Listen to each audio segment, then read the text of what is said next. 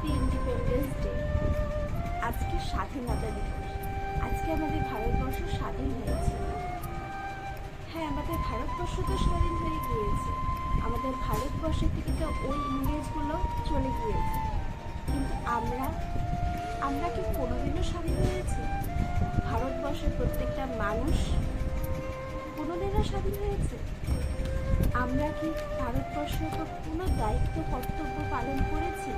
শুধুমাত্র একটা দিন, 15 আগস্টের দিন গানে রিলস বানানো, ভারতবর্ষে যে কোনো গানে ডান্স করা, হোয়াটসঅ্যাপে স্ট্যাটাস দেওয়া হ্যাপি ইন্ডিপেন্ডেন্স ডে, ফেসবুকে ইনস্টাগ্রামে পোস্ট করা হ্যাপি ইন্ডিপেন্ডেন্স ডে, ক্লাব ঘরে পতাকা টানানো, স্কুল ঘরে পতাকা টানানো, ব্যাস এতটুকুই। এইটুকুই আমাদের দায়িত্ব কর্তব্য। এই দেশের উপর কি আমাদের আর কোনো দায়িত্ব কর্তব্য নেই?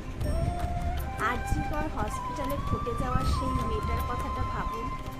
তার শরীরটা হিংস্র পশুর মতো আঁকড়ে ছিঁড়ে নষ্ট করে দিয়েছে,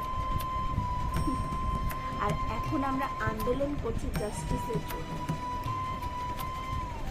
এরকম হয়তো বা কত মেয়ে প্রত্যেক দিন আহত হয়, প্রত্যেক দিন ধর্ষিত হয়।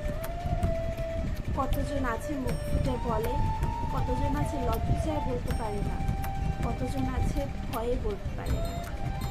কেন? সমাজ কি বলবে? সমাজ হয়তো বা বলবে আমারই দোষ, আমি ছেলেগুলোকে প্রপোজ করেছি, আমারই ড্রেস ভালো ছিল না, এর জন্যই ছেলেগুলো আমার উপর অত্যাচার করেছে, এর জন্যই ধর্ষণ করেছে। সত্যি মেয়েদেরই দোষ।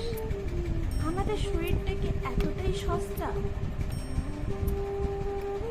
আজকে হয়তো বা আমার সাথে ধর্ষণ হতে পারে, কালকে হয়তো বা তোমাদের সাথে ধর্ষণ হতে পারে, কিন্তু কেন? কিসের জন্য? কিসের জন্য এই অত্যাচার?